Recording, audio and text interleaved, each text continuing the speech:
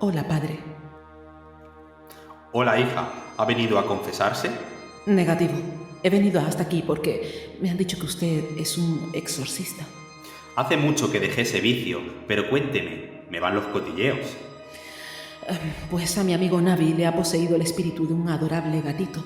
Necesito que lo expulsen y vuelva a ser el chico oscuro de siempre. ¿Dónde se encuentra el sujeto? Lo he atado a la verja de un cementerio. Pero, hija... No sabía qué hacer con él. Ayúdeme, padre. Ya le he dicho que no ejerzo, pero en Amazon venden un kit para exorcistas muy práctico, lleno de consejos para expulsar al diabólico ser del interior de su amigo por un precio irresistible. ¡Ay! ¡Que Dios se lo pague! Con agua bendita que no llevo suelto. Sarai se mete en Amazon.es y como es Amazon Prime, en menos de una hora tiene el kit para exorcistas. En cuanto el repartidor le entrega la caja, sale corriendo para el cementerio boricua. Baby shark tu tu tu tu tu, baby shark tu tu tu tu tu, baby shark tu tu tu tu tu, baby shark. ¿Qué canción más monstruosa canta ser del inframundo? Olita Sarai, bonita, da un besito para saludarme, ¿no? ¡Ah! Ser despreciable. Navi nunca me pediría un beso. Deja de atormentar el alma oscura de mi amigo. Te lo pido en nombre de Jesucristo. Dinky Winky, Tipsy, la la, po, Teletubbies, Teletubbies, Digeo, hola, hola, hola, hola. Te voy a llenar el rostro con stickers de la Virgen María. Así se te pasarán las ganas de cantar. ¿Sabes lo que hago con tu mami los sábados por la noche? Me lo digas, no quiero saberlo. Vemos capítulos de la Hello Kitty y luego los comentamos en una chocolatada. No, cállate. ¿Qué has hecho con mi amigo? A él le gustaba jugar conmigo a la Ouija y leer libros de terror. Stephen King es caca de vaca. Pero bueno, ¿cómo te atreves? ¡Retíralo! ¡Retíralo ahora mismo!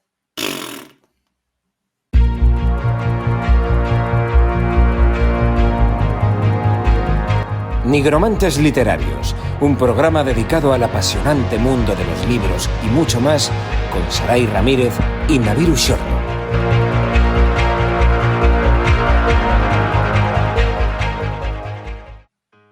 Muy buenas, nigromantes. Se terminaron las vacaciones para nosotros. Empieza la vuelta al cole para los que tienen niños o para la gente que nos escucha que va al colegio y también para los adultos que ya se acabó de disfrutar el veranito. Voy a saludar a mi compañera. Espero que haya sobrevivido y que ganara el premio. Hola, Sarai. Hola, querido Naviru, queridos nigromantes. Estoy de vuelta de una pieza. Me costó, pero gané el premio, ¿eh? Estoy encantada de volver. Y bueno, como habrán podido observar los nigromantes, las vacaciones nos han dejado alguna secuela que otra, ¿eh? pero al menos durante ese tiempo hemos podido leer algunas cositas que iremos compartiendo a lo largo de los próximos programas. Y hoy, madre mía, Navi, lo que tenemos preparado es...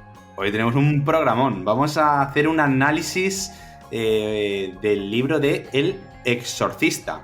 ¡Guau! Es que este libro setentero es... Bueno... A estas alturas ya se imaginarán que, antes de llegar a la conclusión, ¿no? Que es lo que solemos hacer al final, pero ya se imaginarán que es algo que a mí me encanta, es uno de mis libros favoritos. Pero, ¿qué tal si nos ponemos cómodos, Navi, para no enrollarme como una persiana, ¿eh? y empezamos comentando algunos aspectos de la vida del autor? Venga. Directos al grano, ¿eh? Bien, bueno, William Peter Blatty, neoyorquino que llegó al mundo un 7 de enero de 1928, fue escritor y también director de cine, pero su popularidad se debe fundamentalmente al libro del que vamos a hablar ahora, El Exorcista, y bueno, como dato curioso, hay que decir que aparte de haber escrito la novela, también realizó el guión de la peli, que ganó el Oscar al mejor guión adaptado en el año 73. Creo que además se llevó un Globo de Oro, no estoy segura de esto ahora mismo, pero me atrevería a decir que sí. En fin, el interés de Blatty por las temáticas religiosas viene de lejos. Hay que decir que estudió en una escuela jesuita, admiraba muchísimo a esta orden, y si uno se detiene a analizar en profundidad su obra se da cuenta de este hecho, ¿no? Es más, me parece que los dos sacerdotes de la historia practican esta fe. Y conocemos sobre todo a Blatty por su faceta como escritor. Aparte del Exorcista, escribió otras novelas como Legión, Crazy, Demeter, Elsewhere, pero como decía antes, también incurrió en el mundo de los guiones y durante los años 60 participó en innumerables películas, como por ejemplo Solo contra el Hampa, El nuevo caso del inspector Clouseau, Prométele cualquier cosa, ojos verdes, rubia y peligrosa, etcétera, etcétera. También hizo una revisión del guión de la peli El último hombre vivo, del año 71, que es una adaptación de la novela Soy leyenda de Richard Matheson. Yo pensé que este dato podría gustarte, Navi. Ya me vas conociendo. Sí. Y bueno, El exorcista no fue un proyecto más, ni tampoco una obra que escribiera cuando ya tenía gran experiencia en el terreno. Empezó a escribir la novela en la década de los 50, después de leer un artículo que lo deja completamente obsesionado, y es que El exorcista, como ya sabrán muchos de ustedes, está inspirada en un caso real, en la posesión sufrida por un niño de 14 años en Maryland. Blatty se queda muy afectado por esta historia y comienza a investigar todo lo referente al mundo de los exorcismos, un mundo pues tan inquietante como desconocido por el grueso social.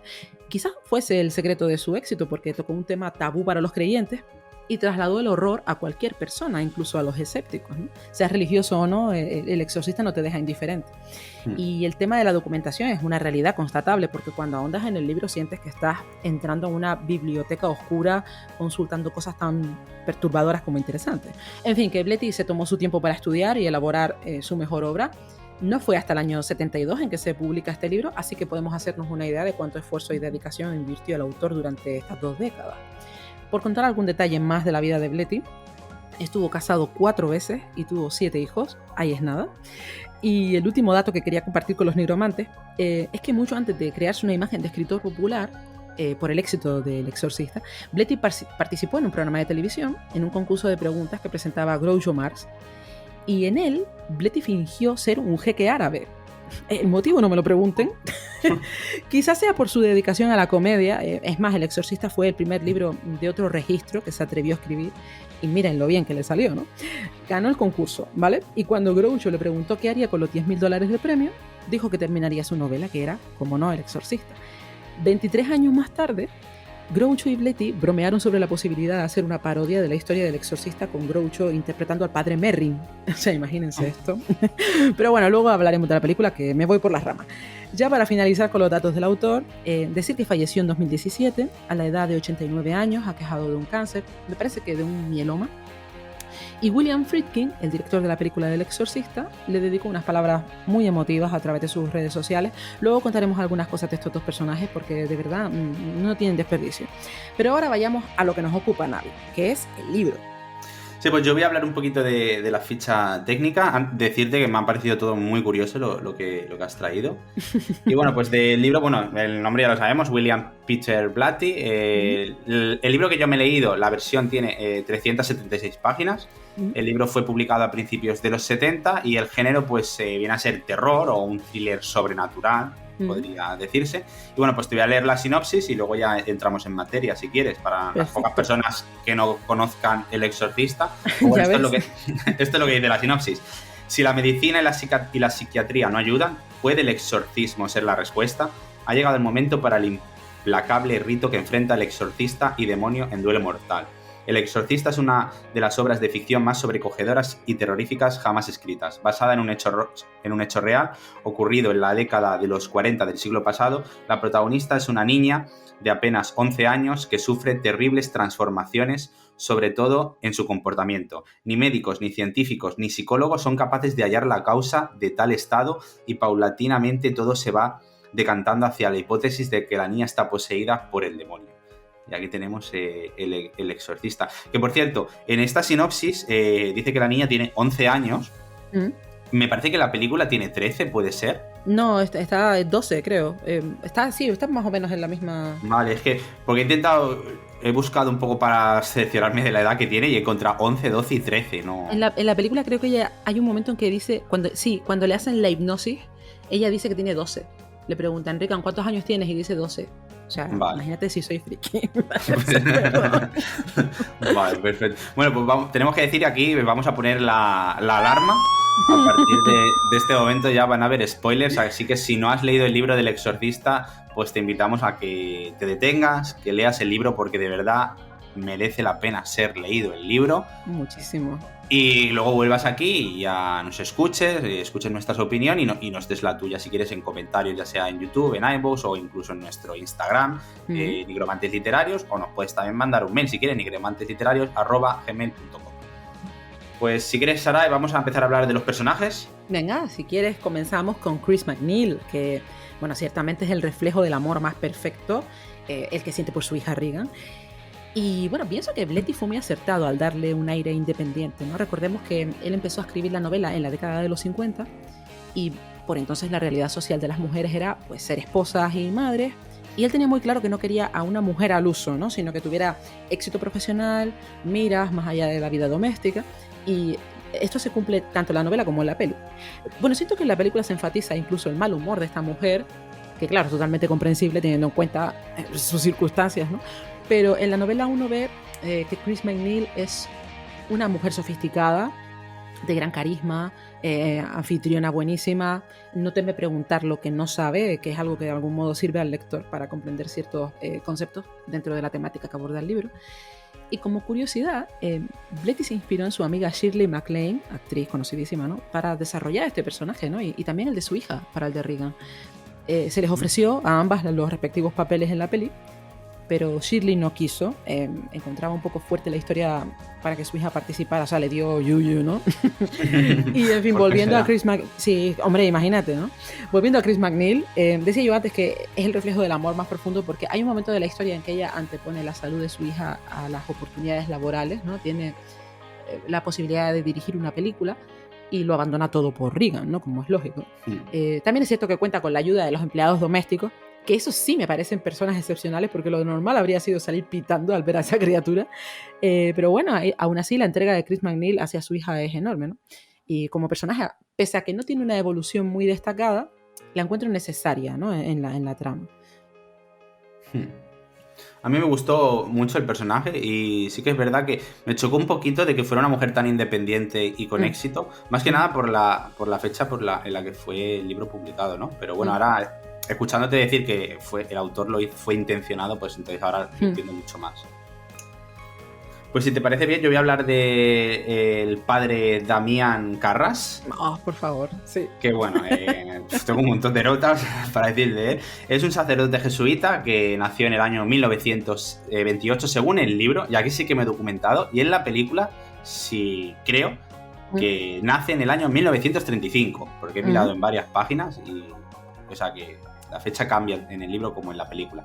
El personaje, digamos que ha perdido recientemente a su madre y se siente algo culpable por no pasar, pues digamos, el suficiente tiempo con ella debido a su trabajo.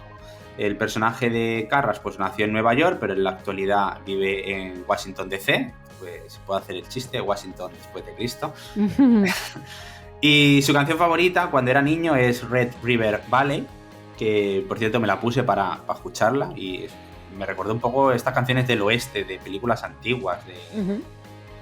Y bueno, tiene un cuerpo corpulento, fue un gran boxeador, sobre todo pues hasta que en 1957 ya empieza, digamos, su carrera en la iglesia, y los jesuitas pues lo envían a estudiar a Harvard y le pagan los estudios para convertirse, digamos, en un psiquiatra.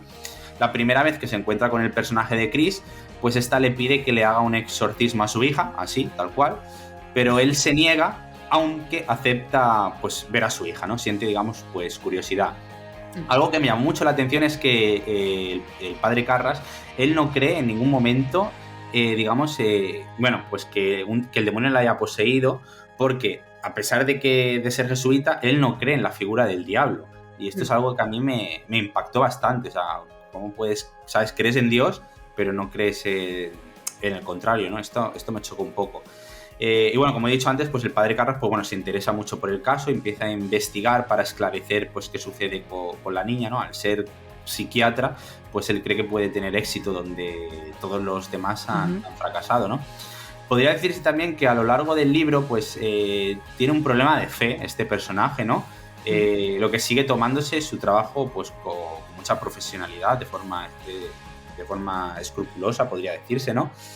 Y llegamos al punto que cuando se descubre pues que Regan está realmente poseída por el diablo, ¿no? Que es cuando ya llega el personaje de Merrin, ¿no? Que ya es casi en la última parte del libro, ¿no? Merrin es el experto en exorcismo, que hablaremos después de él, ¿no? Este personaje pues acaba muriendo, ¿no? Y digamos que es en este punto cuando el padre Carras su fe se restaura de una forma íntegra, de una forma absoluta, y es en ese momento que yo creo que cualquier persona sería un momento de flaqueza, es cuando el personaje se crece y encuentra su misión en la vida, ¿no? Y esa parte me pareció... única. Sí, me pareció única, ¿no? Y digamos, bueno, su final, me gustaría también comentarlo en esta parte, digamos que el personaje decide sacrificar su propia vida para salvar a la pequeña Regan, ¿no? Y bueno, esto que lo podemos desarrollar un poco más tarde, ¿no? Pero bueno, me pareció algo sublime. O sea, Carras es... O sea, para mí es el mejor de todos los personajes de esta obra, ¿eh? O sea, es profundo, enigmático, inteligente, atractivo también, ¿no? Al menos en la novela Bletty lo proyecta así, ¿no? Me viene ahora a la mente, ¿no? La escena del libro en que él percibe de algún modo los sentimientos que despiertan algunas mujeres y que huye de las situaciones privadas, por así decirlo. Pero bueno, en cualquier caso, Carras está lleno de matices, hay muchísimo dolor en él, la culpabilidad que comentabas antes, ¿no? Que lejos de llevarlo por la senda equivocada lo transforma en mejor persona, ¿no? Yo creo que está muy bien elaborado y Bletty hizo un trabajo magnífico con él. Sí, está muy bien, porque además digamos, la figura que simboliza este personaje de, pues bueno, digamos el cura, ¿no? Que tiene dudas sobre la fe, esto lo hemos visto en innumerables libros y películas, pero es que en este libro está tratado de una forma tan compleja, ¿sabes? Que no... Yo al menos no vi ninguna fisura en este sentido, ¿no? Claro, supongo que también el libro es del 70 y pico, ¿no? Y todo lo que se ha hecho después, supongo que ha intentado imitar a este personaje y no han conseguido lo mismo que se ha conseguido el autor con este personaje. Es que de todas formas Carras, digamos que pretende ser una representación de lo que son de lo que es la figura divina, ¿no? Y sin embargo acaba siendo una representación humana de los humanos con sus dudas. Y que incluso con las dudas uno puede escoger ser bueno, ¿no? Ese es un poco el patrón de este personaje. Es que Carras me encanta, o sea, me parece un 10, es un 10. En fin, pues si quieres cambiamos a otro personaje. Vamos a hablar de Sharon Spencer. No sé si tienes algo más que comentar de Carras. Yo puedo hablar de Carras. No, bueno, luego cuando hablemos de Regan, pues ¿vale? Ya hablamos también un poquito más de Carras. Vale, genial. Pues vamos con Sharon Spencer, que es como una profesora particular que tiene Regan. Es una chica que se encarga de su educación y de cuidarla cuando su madre no está. Y además lleva un poco el tema de la correspondencia, ¿no? De la actriz. Me cautivó su lealtad, ¿no? O sea, no creo que cualquiera aguantase tanto tiempo una situación de este calibre. Pero el vínculo más allá de lo profesional, o sea, ella quiere a Regan, admira a Chris, a pesar de que las maneras de esta mujer a veces son un poco ácidas, ¿no? Con ella. Pero Sharon entiende que la estabilidad emocional de su jefa está yendo un poquito cuesta abajo y sin frenos y aparca su terror en pos de hacer lo correcto, ¿no? No hay mucho más que contar de Sharon, más que eso, ¿no? Yo creo que es un valor fundamental de este personaje, el tema de la lealtad. Sí. Sí, es maravillosa también, ¿no? O sea, imagínate conocer personas así. O sea, uno quiere tener amigos así, ¿no? Sí, a mí me recordó un poco su personaje como a Sam en Frodo, ¿sabes? Que sí, exacto. Es un apoyo que sin ella no hubiera llegado hasta donde llega Chris al final. Sí, es estupenda. Bueno, hablamos de otro de esos empleados domésticos tan maravillosos. Sí, a mí me gustaría hablar también es un personaje secundario de Car. La verdad que es un personaje muy ambiguo, muy complejo, muy misterioso. Cuando el personaje de Kinderman, que es un policía que investiga la muerte del director y amigo de Chris, uno de sus primeros sospechosos es Car, porque este personaje pues miente sobre dónde estuvo en el momento del suceso, ¿no? O sea, algo oculta, ¿no? Yo llegué a pensar, fíjate y todo, porque claro, yo no he visto la película original, es la primera vez que leo el libro, ¿no? Yo llegué a pensar que Car tenía algo que ver, o sea, algo relacionado con los ritos satánicos que se producen en la iglesia cercana, en la que se habían saqueado, ¿no? Pues yo pensaba que él tenía algo que ver con lo que estaba pasando en la casa, o sea, yo desconfiaba muchísimo de él, ¿no? Por esto que no, digamos que es frío, no muestra sus sentimientos, no se altera por nada, ¿no? Pero claro, a medida que, digamos, la Regan va cambiando, este personaje se empieza a alterar, ¿no? Vemos como sí que le afecta, ¿no? Tiene temor a Regan, ¿no?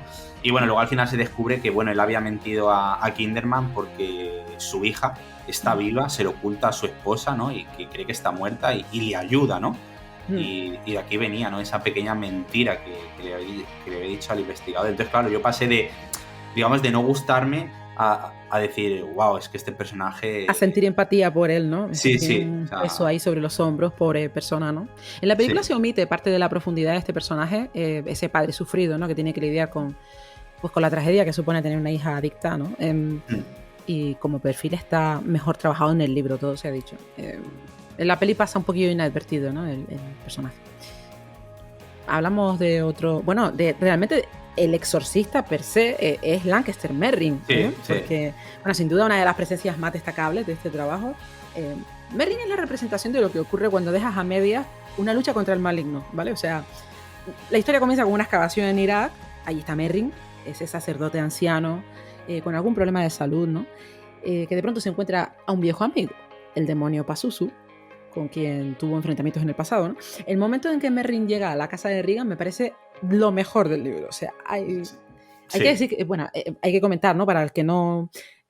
la Iglesia Católica solicita su presencia allí porque es un experto, ¿no? En exorcismo. Aunque él lo niegue, él dice que no hay nadie experto, ¿no? en estas lides.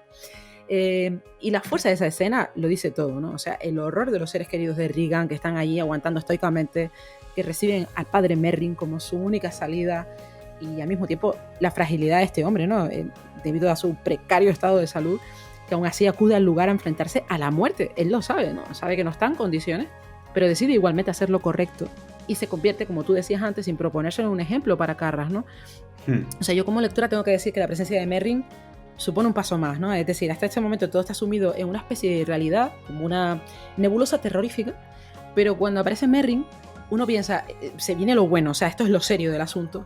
Es un personaje muy rico para la novela, determinante para Karras, que está superado, ¿no? por la situación y encuentra en Merrin pues, esa conexión, ¿no? con la fe de nuevo, ese soporte necesario para enfrentarse nada menos que al diablo. Y quiero añadir que creo que los diálogos se vuelven mucho más interesantes cuando Merrin entra a escena. Sí. Hay muchísima sabiduría en sus palabras. No sé si te pasó a ti lo mismo cuando lo leíste, Navi, pero yo sentía que había entrado en otro nivel del libro, ¿no? Como si se produjera un cambio estético, un cambio espectacular, no sé, se percibía la gravedad, la oscuridad del entorno, el dolor pesado, denso, muy bueno. Sí. O sea, a mí lo que me ocurrió con este personaje es que, o sea, tiene muy poco protagonismo en el libro. Sí. Porque llega casi ya en la parte final del último arco. Y en cambio tiene un peso abismal en la historia, ¿no? Sí. O sea, es muy llamativo eso, ¿verdad? Como con tan poco, ¿sabes? Puede dar tanto, ¿no? Esto yo creo que es algo que ha conseguido el autor, que es digno de elogio, ¿no? O sea, con menos, más, ¿no? Sí, totalmente, porque podría haberse metido a hablarte incluso de la relación pasada de Merrin, ¿no? Con este demonio. Y no lo hizo, decidió dejarlo así porque es como más efecto tiene. Y luego también, la escena en la que muere no se omite, o sea, no está dentro del libro. O sea, Karras sale del dormitorio y cuando entra se lo encuentra, ¿no? Es que hasta el autor lo hace hasta de esta manera, ¿no? Para causar un efecto todavía como más impactante, ¿no? Sí. O sea, que el exorcista ha muerto, o sea, perdona, o sea, ¿qué está pasando aquí? Es mucho más potente, ¿no? De la perspectiva del lector es mucho más impactante, ¿no? Porque es como esa frialdad, ¿no? Que te da en la cara, ¿no? Dios mío, no puede ser. O sea, es lo que tú dices. Es el exorcista, acaba de morir el exorcista, estamos perdidos, ¿no? Sí, o sea, fue desolador. Para mí esa escena fue el de... No me lo puedo creer, o sea... ¿A dónde vamos a ir ahora, Dios mío, no? ¿Qué está pasando? O sea, aún quedan páginas para terminar el libro. ¿Cómo va a terminar esto? ¿No? Pero precisamente es vital para el desarrollo de ese personaje principal, que es Karras, ¿no? O sea, exacto. Eso es lo que, digamos, provoca esa evolución en Karras, ¿no? De ahora tengo que ser yo, ¿no? El que tire. Tome las riendas de las cosas, sí. Exacto, me pareció muy buen personaje. Y vamos también de un personajazo a otro. Para mí, Kinderman es uno de mis personajes favoritos de este libro. Fíjate que en algunos momentos su figura me recordaba a Colombo. O sea, no sé si por las singularidades y excentricidades que tiene, ¿no? Pues digamos que parece un personaje torpe, ¿no? Cuando lo vemos por primera vez. O sea, uno piensa, pero ¿cómo este hombre, o sea, puede llegar a... Este investigador puede llegar a resolver un caso, ¿no? Pero poco a poco pues vamos entendiendo que es su forma de proceder, ¿no? Para que los demás personajes, digamos, bajen la guardia, ¿no? Y por lo tanto tenemos que el arquetipo de este personaje, o sea, a pesar de ser un representante del bien y de la ley, o sea, simboliza ser la figura del embaucador, o sea, es un embustero. O sea, con tal de conseguir sus objetivos, ¿no? Al personaje de Chris, pues la engaña con muchísima facilidad, pero es muy curioso cómo no engaña al padre Karras en ningún momento, ¿no? Y este es capaz de reconocer la mentira y la estrategia en el investigador, ¿no? Y bueno, incluso congenian muy bien y inician lo que podría decirse una amistad, ¿no? Pero me resulta curioso que Carras, donde ve la mentira en un humano, no ve luego la mentira del diablo en Regan, ¿no? Por esta ambigüedad de que... porque claro, Carras no crea... es que le toca también más la fibra, ¿no? Es un poco... Exacto, sucede, ¿no? Con Regan, sí. Y bueno, el personaje de Kinderman pues, me parece de lo más entrañable en el libro. También sus diálogos son bastante divertidos, por así decirlo. Tienen mucha frescura. Ahí está la vena, ¿no? De guionista de Bletty, ¿no? Ahí está como muy fresco con Kinderman, sí. Sí, y luego es como muy campechano, ¿no? A mí me daba la sensación que buscaba tener un amigo, ¿sabes? Sí.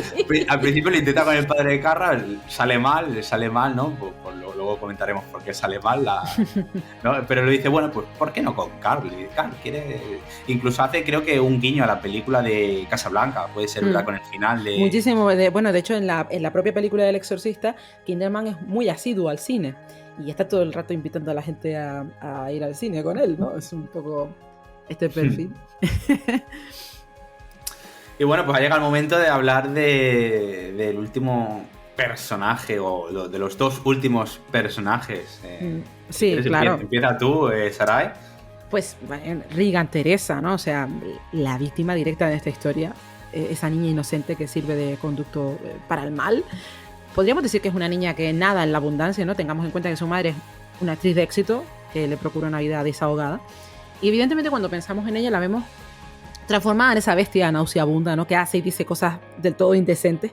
Pero lo cierto es que su naturaleza es muy noble, ¿no? Es una niña cándida, dulce, cariñosa. Y por eso el cambio después es tan impactante, ¿no? Si a esto le añadimos la figura del padre ausente, esa madre ocupada, pues nos vamos a encontrar con una niña que busca atención. Y es aquí donde entra el diablo disfrazado del Capitán Howdy, que utiliza la Ouija como medio de contacto con ella, ¿no? Yo creo que Regan está muy bien dibujada desde la perspectiva psicológica, ¿no? Es decir, hay muchísimos niños con este perfil, niños que se sienten solos, que buscan modos de conectar con los demás, y esto los convierte, por desgracia, en presa fácil para gente mala, ¿no? Este es un punto que me pareció acertado en la historia, es casi algo metafórico, y por supuesto capta al espectador por eso mismo, ¿no? Es tan vulnerable que resulta imposible no sentir empatía. ¿A ti qué te pareció este personaje, Navi? Pues mira, sí, claro. A mí yo tengo varias cosas interesantes que comentar. La primera es que o sea, el cambio entre esto que lo que tú apuntabas de la niña dulce y cándida hasta el ser monstruoso, horrible, que vomita y asesina, ¿no? E insulta. O sea, la evolución de este personaje me pareció que estaba tan bien construida. Porque claro, o sea, yo no había visto la película original, no me había leído el libro, pero sí que tengo en cuenta pues cómo es el exorcista, ¿no? Por la cultura popular, claro. ¿No? Entonces, claro, yo al principio cuando empezamos con la niña esta, digo, a ver, esta niña no es, ¿sabes? Porque no, o sea, no es, ¿sabes? Pero claro, luego que si los ruidos, que si esto, digo, pues va a ser ella, digo, pero ¿cómo, no? Y la evolución, ¿no? ¿Sabes? De un polo al otro me pareció tan bien hecho que, claro, que yo caí rendido, digo, es que está tan bien la los transición. Diálogos, la forma de hablar, cuando esa niña empieza a transformarse, ¿no? O sea, es decir, cuando ya no es ella, y esos diálogos me parecen oro puro. O sea, uno se ríe y al mismo tiempo siente tal rechazo, ¿no? Por la idea de que es una niña la que lo está diciendo. Sí, una maravilla. Y luego también me gustaría añadir que, por ejemplo, cuando empieza el libro, ¿no? Tú lo has mencionado también, que la niña está jugando con la Ouija, ¿no? Y la madre la ve jugar y pues la deja tan tranquila, ¿no? Y yo creo que esto le puede chocar a muchas personas, pero me gustaría decir que cuando se publicó el libro, la Ouija se vendía como juguete, como juego de mesa para los niños. O sea, se vendía en todo tipo de tiendas, se vendía en kioscos, incluso la marca Borrás tenía su propia Ouija, y fue muchos años más tarde cuando ya, pues digamos que empecé a coger mala fama, pero hubo unos años que la Ouija era un juego que todo el mundo en su casa tenía. La Ouija era un juego más popular que incluso el Risk. Entonces, claro, la gente, digamos, más joven, cuando lee este libro, pues le puede chocar o que la madre deje a su hija jugar con la Ouija, ¿no? Porque esto hoy en día sería... Pero es que hace 50 y pico años todo el mundo tenía o casi todo el mundo tenía una Ouija en casa y era un juego de niños. O sea, esto creo que es algo también que hay que comentar porque... No, y la seriedad, o sea, la falta de seriedad con la que se encontraba el asunto, imagínate, no tenía ningún tipo de o sea, la gente lo veía como algo completamente inofensivo y... Sí, exacto, ¿no? Pues mi madre una vez me comentó que de pequeña tenía la Ouija y claro, a mí cuando me lo dijo me chocó y claro, ya... Pero claro, luego ya lo hemos hablado muchas veces y digo, vale, que era como el parchís. Sí. Digo, ¿en serio? Como el parchís, digo, perdona. Algo impensable a día de hoy, o sea, jamás se nos ocurriría comprarle una Ouija a un niño de 7 u 8 años, ¿no? O bueno, de la edad de Reagan, de 12 incluso. Es algo que intentaríamos alejar de nuestros hijos en todo momento, ¿no? Por las connotaciones tan negativas que tiene, ¿no? A su alrededor. Porque no deja de ser eso, un tablero con unas letras y unos números y el sí y el no. Y ya está. Incluso podría servir como mecanismo de comunicación entre personas, no con entidades ni nada de esto, sino incluso con gente que tiene problemas para comunicarse verbalmente, pues de pronto eso puede ayudar, ¿no? De hecho, se ha utilizado muchas veces, pues, por ejemplo, en espacios, en centros donde hay personas que han perdido la capacidad del habla o que pues, tienen dificultades porque a lo mejor sufren parálisis faciales y demás. Eso también les ayuda, ¿no? A comunicarse en aquella época, ¿vale? Sí, claro. Pero bueno, evidentemente, pues es algo que hoy en día tiene connotaciones ya un poquito más oscuras. Un poquito más serias, ¿no? Por así decirlo. Y bueno, luego digamos de la otra, el otro lado, ¿no? Es Pazuzu, como te lo habías nombrado, que al principio yo pensaba que eran muchos entes que estaban ahí dentro, pero luego ya cuando llega el exorcista y dice, no, es solo uno, que intenta confundirnos. Y eso me parece también... Sí, además él todo el tiempo dice que el diablo es un mentiroso, ¿no? Y bueno, a la vista está, ¿no? En el libro queda más que patente este hecho, ¿no? Sí. Es que Merlin es tan sabio, es que es maravilloso como personaje, es único. Pues, Navi, hablamos un poco del escenario, porque hay un escenario muy, muy destacado, ¿no? Hay un escenario muy destacado, lo voy a dejar para el último, que es tu escenario preferido, imagino. Sí, claro, evidentemente. Tenemos, por ejemplo, el primer escenario que se nos presenta en el libro, pues nos lleva al norte de Irak, ¿no? Donde conocemos, pues eso, a Merlin, ¿no? Que está envuelto en una excavación arqueológica, donde se encuentra, pues eso, con la figura del diablo, ¿no? Y bueno, pues estamos a pesar en un sitio oscuro, ¿no? Como es una excavación, en un sitio seco y árido, como es el desierto, ¿no? Y de ahí luego nos vamos, o sea, un sitio, digamos, tranquilo, ¿no? Solitario, nos vamos a Washington DC, ¿no? A la ciudad. Y es allí donde conocemos pues a Chris y a todos los personajes, ¿no? Que viven pues su día a día, o sea, viven de una forma normal, ¿no? Y me chocó mucho ese contraste entre ese inicio, ¿sabes? Como un poco tan misterioso, tan místico. Incluso el modo de describirlo, ¿sabes? Sí, Hay una diferencia lírica ahí importante. Creo que es completamente a propósito, ¿no? Sí, por supuesto, ¿no? A mí me chocó más el cambio de escenario, ¿no? ¿Sabes? De empezar de una forma así un poco tan, digamos, misteriosa, ¿no? A irnos luego... no chabacana, ¿no? Pero bueno, de ciudad, un rutinario, ya te han llamado en la carta, esto, lo otro, ¿no? Y me chocó, ¿no? Luego digamos que también la primera mitad del libro, pues también se habla también de una iglesia, ¿no? Que hay cercana a la casa, ¿no? Que, bueno, se hacen ritos satánicos, se le pide a la Virgen y todo este tipo de cosas, ¿no? Pero digamos que el escenario principal del libro, pues es la casa, ¿no? Donde se desarrolla parte de la novela. En la primera parte, pues bueno... pasan cosas extrañas, ¿no? Hay, bueno, pequeños ruidos que en principio se piensa que son ratas, ¿no? Y se ponen veneno.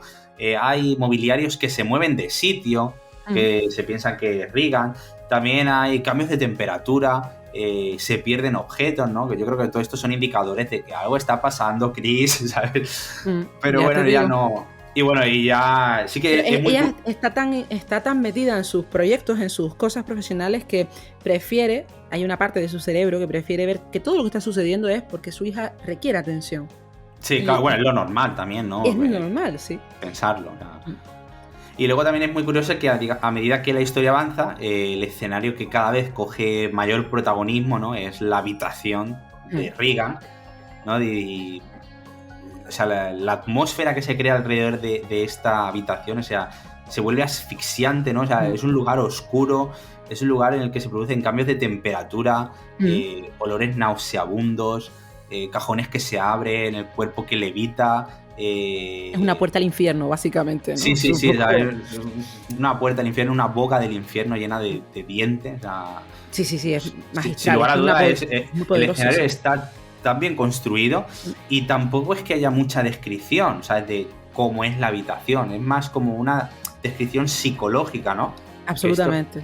Esto creo que es lo que por eso me gusta tanto este escenario, ¿no? Porque no ahonda en, mira, pues esto, hay aquí esto. Sí, exactamente, no te dice, aquí había un armario con muñequitos ni nada de esto, no, él te cuenta, te explica que es una habitación convencional, ¿no? Es decir, pues con su cama, la típica habitación de una niña de 12 años, ¿no? Sí, exacto. Pero ya está, no ahonda más en las emociones que perciben los personajes cuando entran en esa habitación que cualquier otra cosa, y eso es a nivel gráfico, para un lector, es indispensable. O sea, a mí me parece mucho más interesante que el hecho de que me describa que la colcha era azul, por ponerte un ejemplo, ¿no?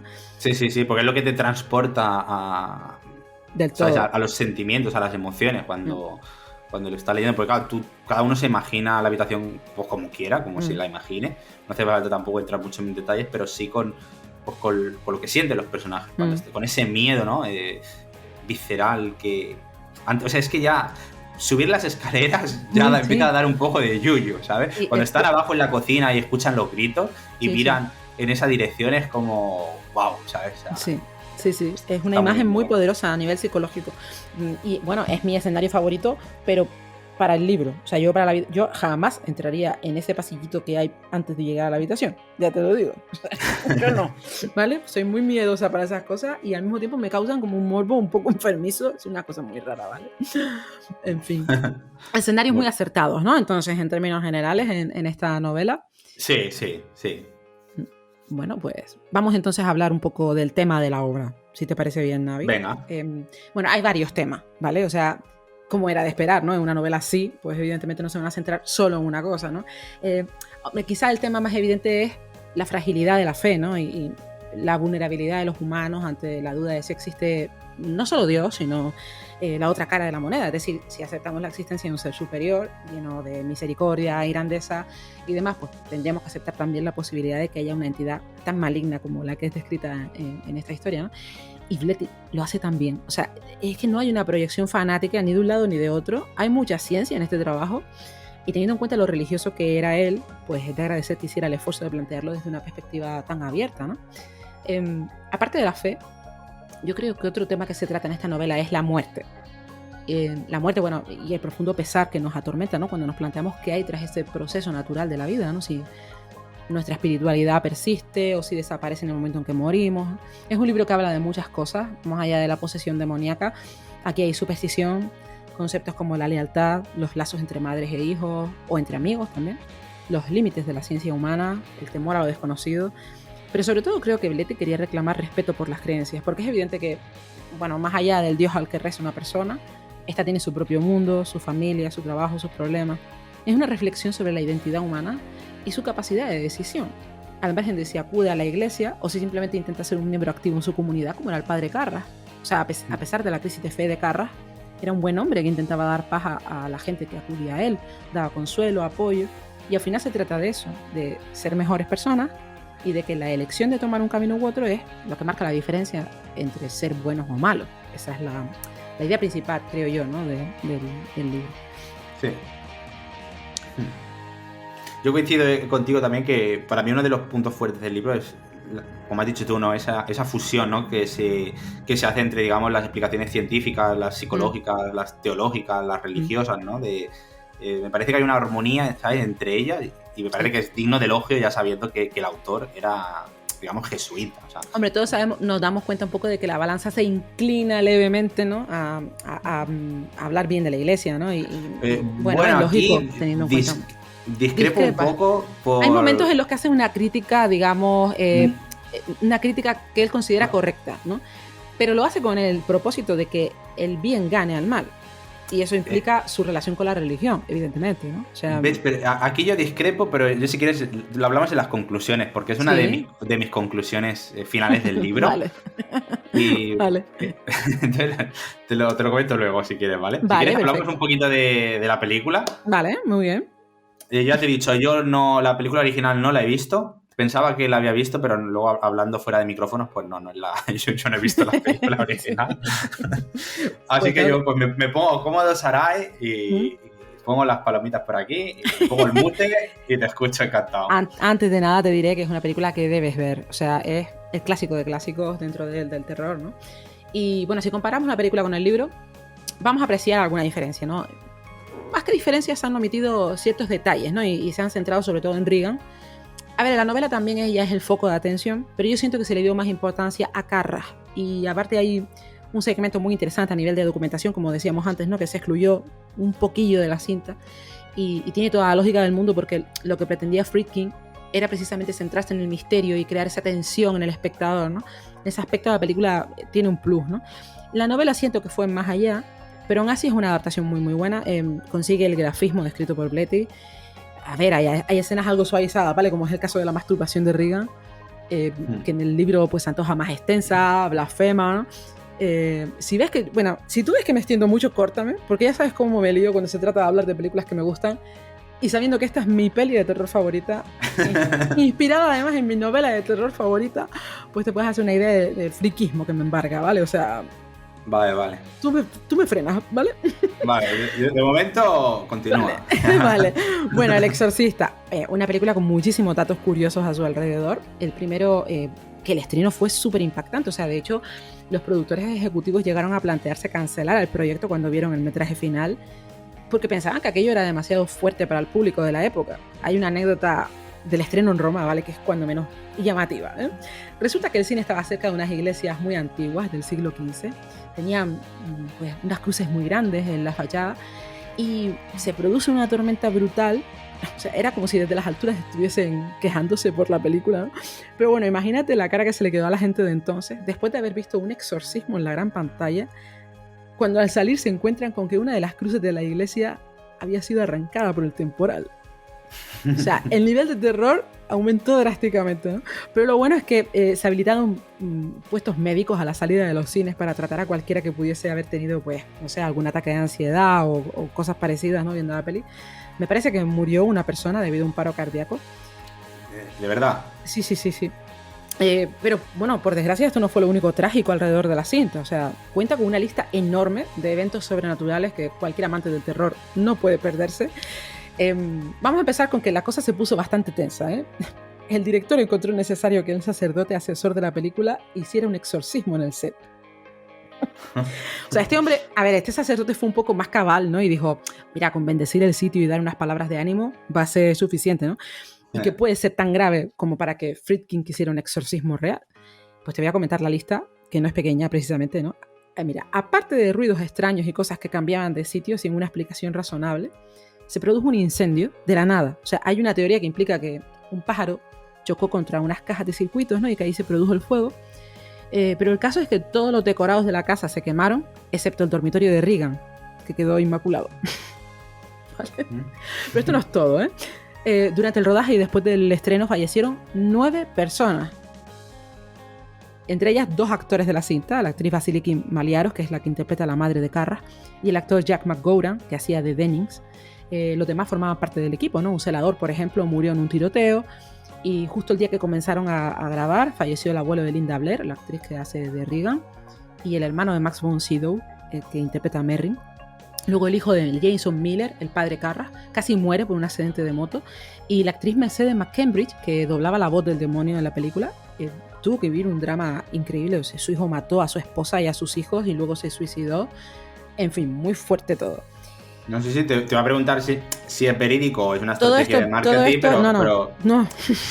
Imagínate, ¿no? O sea, no te hago la pregunta, o sea, no te hago la pregunta. A ver, es verdad que también fue un rodaje relativamente extenso, no sé, me parece que fueron 9 o 10 meses de rodaje y claro, en 9 o 10 meses de rodaje pueden suceder muchas cosas, ¿no? Sobre todo donde participan tantísimas personas, pero oye...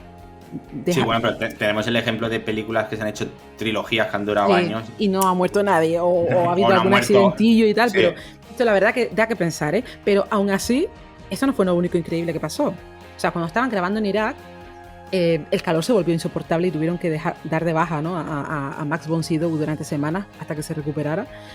Tuvieron que contratar a sustitutos de varios componentes del equipo que sufrieron, ¿no? Este golpe de calor.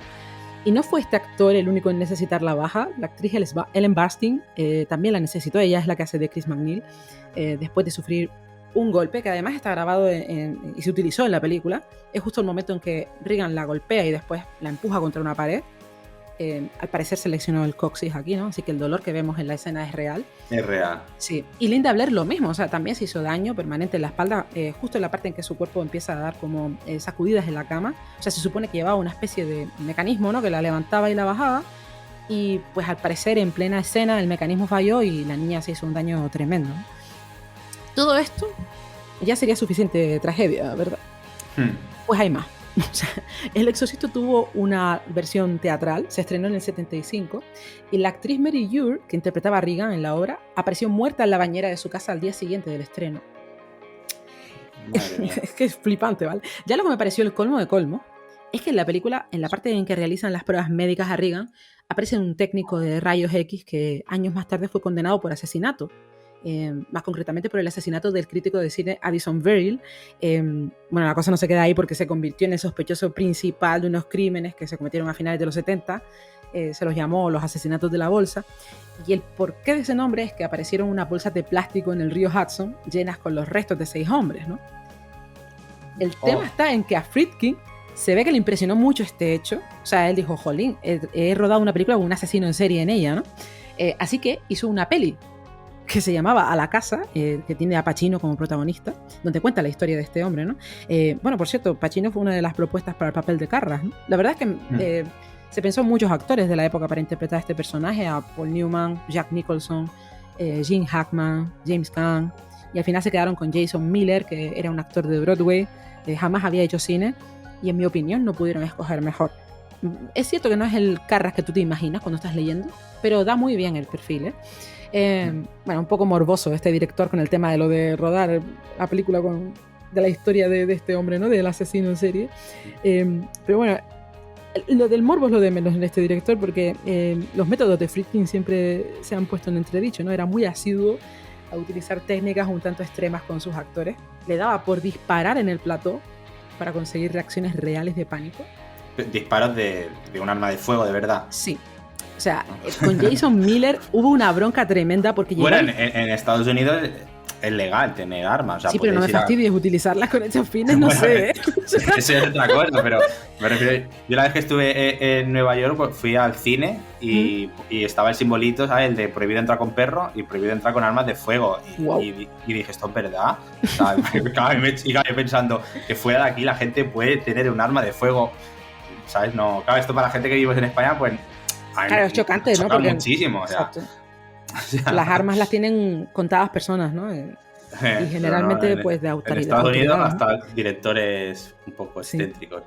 Bueno, lo sabes todo de la película. ¿Tienes algo más? Sí, o sea, yo si quieres. Yo que te iba a decir que el tema de lo del disparar, tuvo una bronca con Jason Miller, el actor que hace de Carras, porque llegó a disparar la pistola, este hombre, este director, prácticamente al lado de su oreja, ¿no? Y esto sacó, pues, de quicio al hombre, como es lógico, ¿no?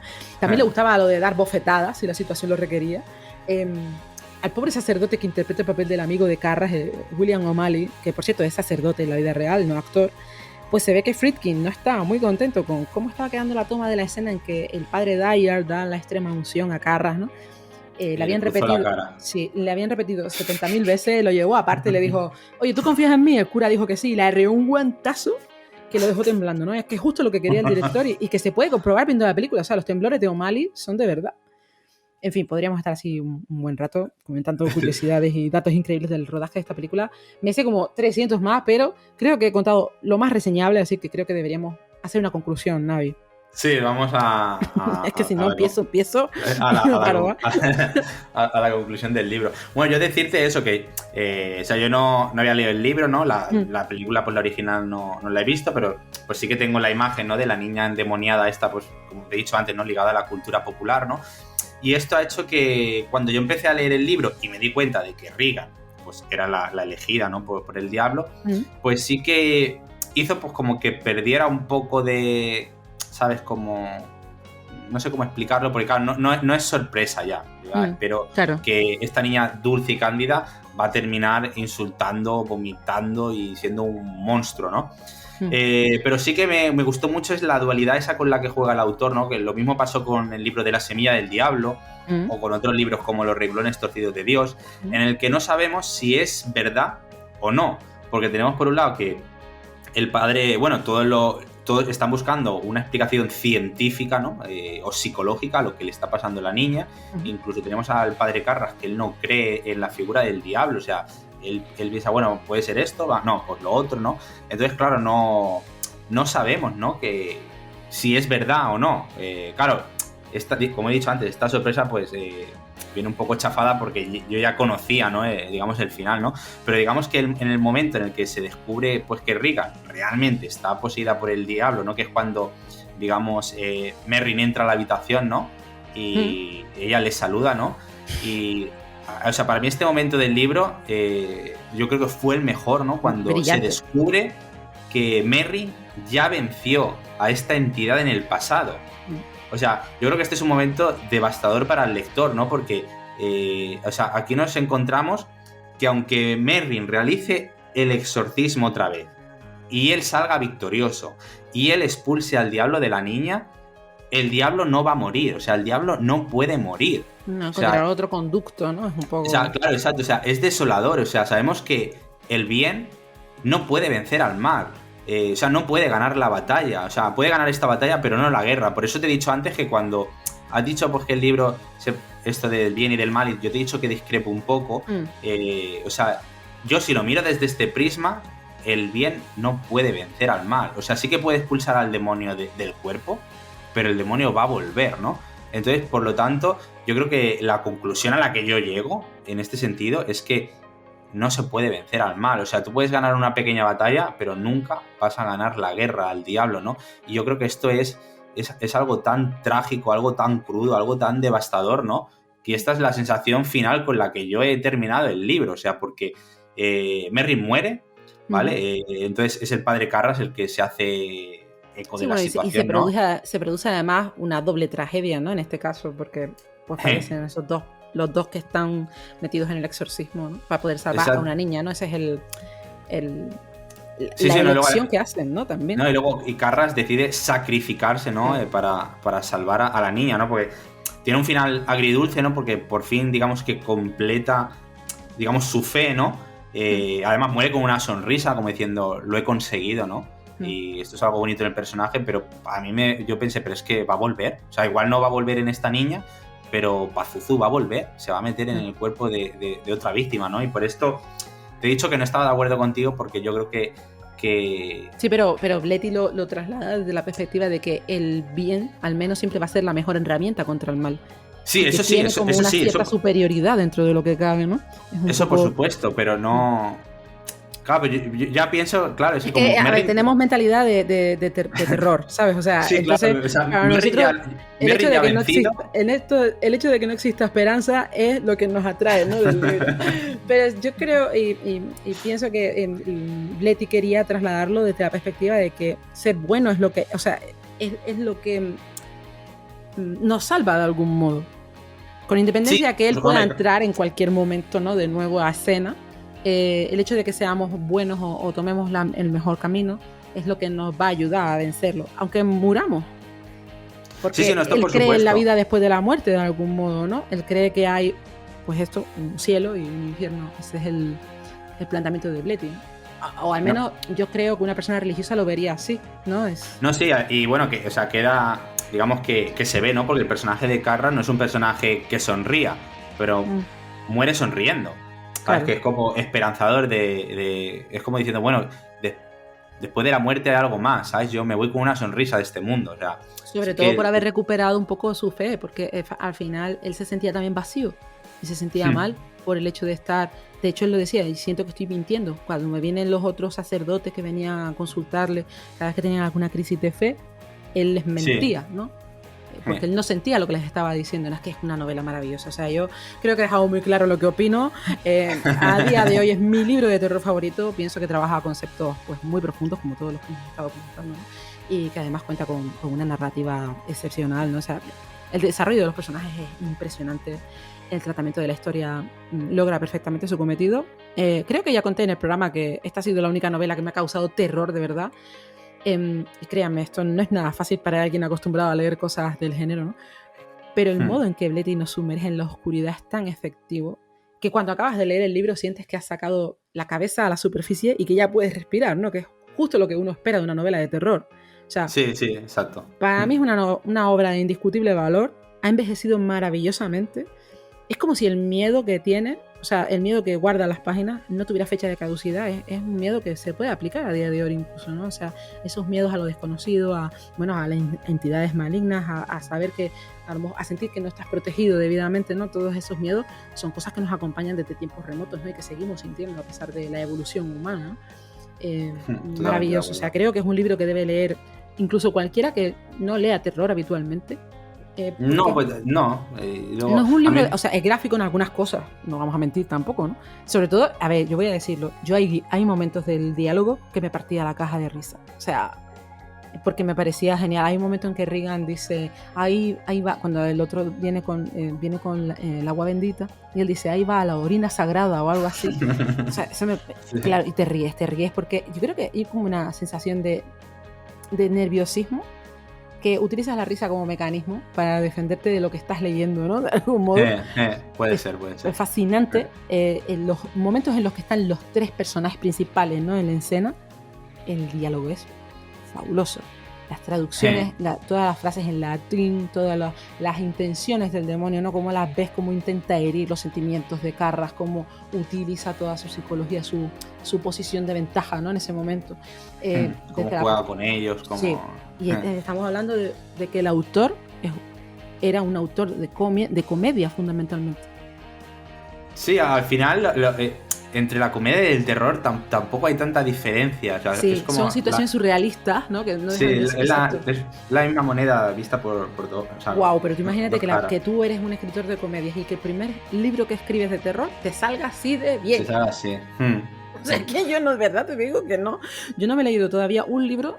Y mira que me he leído muchos libros de terror. Y hay libros de terror que me han generado en algún momento desasosiego, que dices tú, coño, qué interesantes estas líneas, o qué bien representado esto, ¿no? Como, por ponerte un ejemplo reciente, el de Nuestra parte de noche, ¿no? Que hay momentos en los que tú dices, esto es terror, ¿no? Está muy bien planteado. Pero un libro que empieza con el suspense más puro y acaba con esa idea, ¿no? Y que tú estés todo el tiempo del libro sintiendo eso, es muy difícil de encontrar. Está muy conseguido. Además, el libro tiene mucho ritmo. O sea, el muchísimo. Inicio sí que para mí empezó, es algo lento, ¿no? Porque digamos que el autor se toma su tiempo en sentar las bases de la historia, ¿no? Él quiso demostrar ahí su capacidad narrativa. Porque tarda un poquito en presentar todos los personajes, ¿no? Pero una vez que ya empieza, pues digamos que la historia siempre va más. A mí el único momento del libro que se me hizo algo aburrido es antes de que llegue el padre Carras, cuando están todos los doctores investigando lo que tiene Regan, ¿no? Que hay muchos tecnicismos, que si esta enfermedad, a mí ese momento se me hizo un poquito lento, porque ya quería ir, digamos, a la chicha, ¿no? Pero en el momento que llega el padre Carras, la trama se agiliza de una manera... O sea, ya es que va sin frenos, en picado hasta el mismísimo infierno. Y una cosa también que quería comentarte era el libro de posesión que la medium le da a Chris, que se pierde. Lo mismo pasa en el libro de La semilla del diablo. O sea, digamos que la simbología es la misma. O sea, un libro que puede salvar al héroe y se pierde. ¿no? No sé qué libro se publicó antes, si El Exorcista o La semilla del diablo, o fue casualidad, o fue un guiño que le hizo un autor al otro. Creo que La semilla del diablo es anterior. Porque, bueno, del libro no sé, pero de la película seguro, porque el sacerdote que hace de asesor para la película dijo que estaba de acuerdo, sí, que estaba de acuerdo. Sí, muy fuerte lo mío, lo siento mucho. Dijo que estaba de acuerdo con hacer, pues ayudar, siempre y cuando no hicieran una, porque no, esto sí, fue cuando escribió el libro este hombre, o sea que La semilla del diablo fue antes. Dijo que estaba dispuesto a ayudar siempre y cuando no hicieran una porquería como La semilla del diablo, o sea, imagínate cuál era el concepto, ¿no? Porque claro, imagínate, para un sacerdote el final de La semilla del diablo es algo inviable, ¿no? O sea, claro. Entonces, bueno, pues inviable y además terrorífico, que es lo suyo, ¿no? Del libro. Pero entonces todos estaban como muy contentos con el final del Exorcista. Porque, por un lado, a ver, hay parte del público que consideraba que era muy obsceno hablar de todo este tema de esta forma, ¿no? Utilizando además una niña de por medio, era como... fue muy polémica, ¿vale? O sea, la película fue tremendamente polémica. Pero de algún modo gana. O sea, la intención del director y del el objetivo del autor era que la iglesia ganara. O sea, que la religión estuviera por encima del mal. Y mucha gente no lo vio así. Los fanáticos consideraron que se estaba glorificando a Satanás, ¿no? En esta película. Y me imagino que la novela también fue muy impactante en su momento, porque tú dices, contra, es que nosotros, imagínate lo que tú decías, tú ya tienes una idea de quién es Regan, de cómo es el proceso del exorcista, incluso sin haber visto la película hay tanta información del exorcista que, bueno, pues uno tiene una idea ya más o menos. Sí, preconcebida de exactamente. Lo que es. Pero tú imagínate no haber visto nunca algo así, leerte este libro. ¿Cómo te dejaría este libro de impactado? ¿No? O sea, claro, entonces quedaría loco. Luego es que el final hay mucha controversia. O sea, puedes decantarte tanto para un lado como para el otro. Pero sí, o sea, muy buena lectura. Muchas gracias, Sarai, por haberme recomendado este libro. No puedo creerme que todavía clasicazos como este no me haya leído todavía. Hay joyas por ahí que están siempre a disposición de uno, ¿no? Hay muchísimos libros que no me he leído y que tengo deseos de que los días tengan 600 horas para que me dé tiempo, ¿no? Pero bueno, El Exorcista es una obra maestra. Una obra maestra, ¿no? Sí, absolutamente. No. Bueno, pues hasta aquí el programa de hoy, ¿no? Yo creo que ya va siendo hora de despedirnos. Sí, yo creo que sí. Así que decimos a los nigromantes, o si han leído este libro, pues sí, denos su opinión, qué les parece el final, todo. Comentarnos con el comentario. Y bueno, Sarai, ¿qué tenemos en 2 semanas? Pues tenemos una entrevista. A principios de temporada decíamos que íbamos a tener bastantes invitados, ¿no? A lo largo de los programas, pero en esta ocasión vamos a contar con un escritor y amigo, es un nigromante absoluto, ¿no? Él es Rafa García y vendrá a hablarnos de sus libros, nos contará anécdotas y muchas cosas interesantes, así que no se lo pierdan. Esperamos que hayan pasado un rato agradable con nosotros. Y sin más dilación, Naviru. Pues, como decimos siempre... Lean mucho. que sean felices. Lo he hecho al revés, ¿verdad? No, es así. Ah, vale, es como te ríes. Me río porque siempre frenas, ¿no? Es como... A ver si lo digo bien, ¿no? Tengo que pensarlo. Lo decimos de forma seria. Queridos nigromantes, que sean felices. No, al revés. Mira, déjalo así, con todas las risas y las fiestas, ¿eh? Vale, venga. Esperemos que lean mucho. Y sean felices. ¿Has escuchado antes Nigromanters? No te olvides darle like y suscribirte. Gracias.